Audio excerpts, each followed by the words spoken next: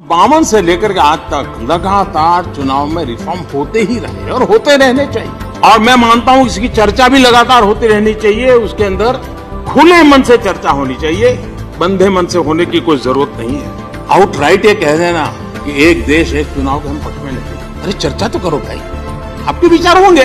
हम चीजों को स्थगित करो। मैं मानता हूं जी कि जितने बड़े बड़े नेता हैं, व्यक्तिगत जब भी मिला हूं, सबने कहा यार ये बीमारी से तो मुक्त होना चाहिए।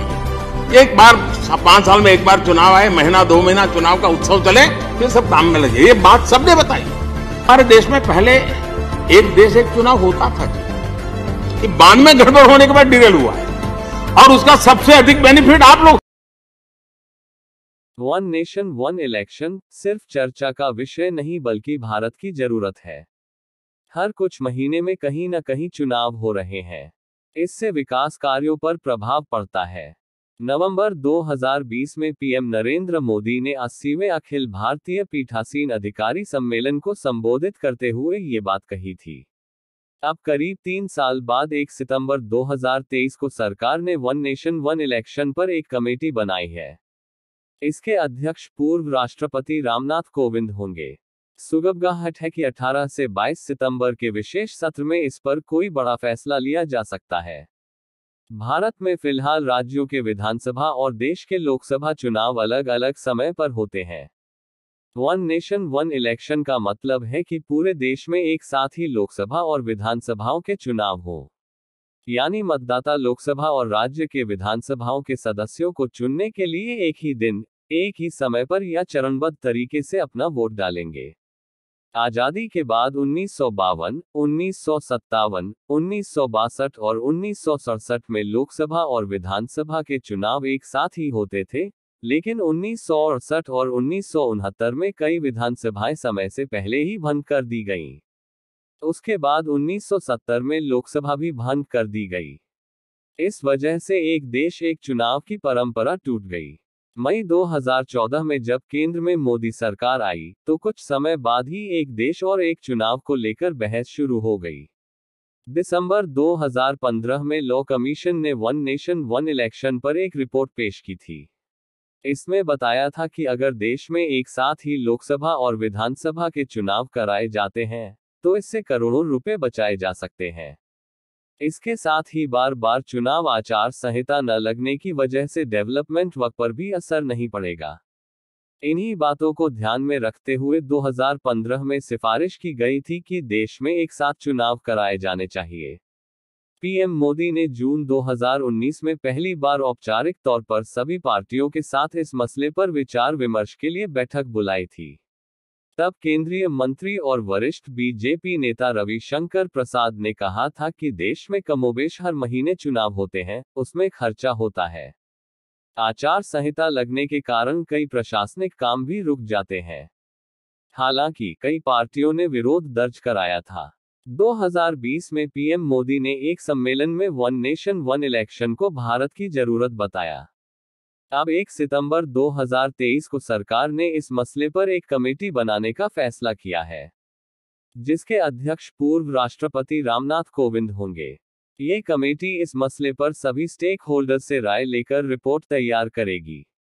सीएसडीएस के प्रोफेसर संजय कुमार के मुताबिक वन नेशन वन इलेक्शन को लेकर 2 सिनेरियो हैं। संसद कानून बना सकती है या इसके लिए 2/3 राज्यों की रजामंदी की जरूरत होगी। अगर बाकी राज्यों से सहमति लेने की जरूरत हुई तो ज्यादातर नॉन बीजेपी सरकारें इसका विरोध करेगी। अगर सिर्फ संसद से पारित कराकर कानून बनाना संभव हुआ तो भी कई मुश्किलें होंगी। जैसे एक साथ चुनाव कब कराया जाए, जिन राज्यों में अभी चुनाव हुए उनका क्या होगा, क्या इन सरकारों को बर्खास्त कर दिया जाएगा। साफ है कि कानूनी तौर पर कई अड़चनें आने वाली हैं। मेरा मानना है कि कानूनी आधार पर इस समस्या का हल कर पाना संभव नहीं है। इसके लिए दूसरे राज्यों की सहमति बहुत जरूरी है। हालांकि मतभेद इतना ज्यादा है कि ये मुमकिन नहीं लगता। पॉलिटिकल एक्सपर्ट राशिद किदवई के मुताबिक अभी जिन राज्यों में हाल में सरकार चुनी गई है, वो इसका विरोध करेंगे। एक बात साफ है कि अगर सरकार ऐसा करेगी तो इस मामले का सुप्रीम कोर्ट में जाना तय है। संजय कुमार का कहना है कि सरकार ने निश्चित तौर पर ये कैलकुलेशन किया होगा कि वन नेशन वन इलेक्शन को लागू करना कितना मुश्किल है। जैसे ही बीजेपी संसद में इसको लेकर बिल लाएगी, तमाम विपक्षी दल इसका विरोध करेंगे।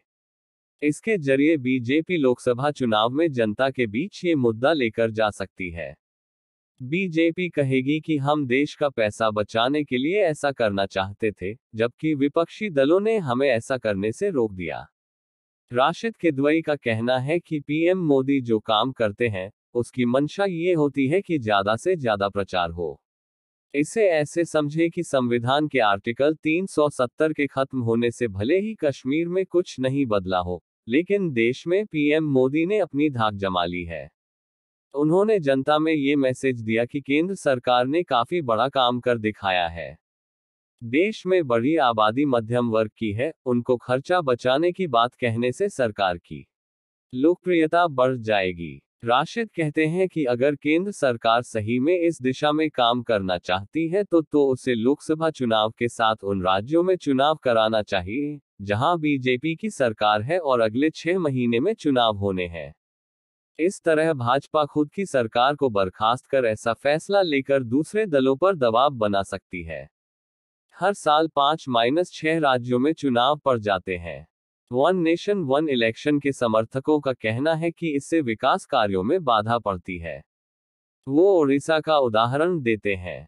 ओडिशा में 2004 के बाद से चारों विधानसभा चुनाव लोकसभा चुनाव के साथ हुए और उसमें नतीजे भी अलग अलग रहे। वहां आचार संहिता बहुत कम देर के लिए लागू होती है, जिसकी वजह से सरकार के कामकाज में दूसरे राज्यों के मुकाबले कम खलल पड़ता है। पूरे देश की विधानसभाओं और लोकसभा के चुनाव एक साथ होते हैं तो इससे चुनाव पर होने वाले खर्च में कमी आएगी। 2019 के लोकसभा चुनाव से पहले अगस्त 2018 में लॉ कमीशन की एक रिपोर्ट आई थी। इसमें कहा था कि अगर 2019 में लोकसभा और विधानसभा के चुनाव साथ होते हैं तो उससे 4,500 करोड़ रुपए का खर्च बढ़ेगा। ये खर्चा इसलिए क्योंकि ईवीएम ज्यादा लगानी पड़ेंगी। इसमें यह भी कहा गया था कि 7 चुनाव कराने का सिलसिला आगे बढ़ता है तो 2024 में 1,751 करोड़ रुपए का खर्च बढ़ता, यानी धीरे धीरे ये एक्स्ट्रा खर्च भी कम हो जाता।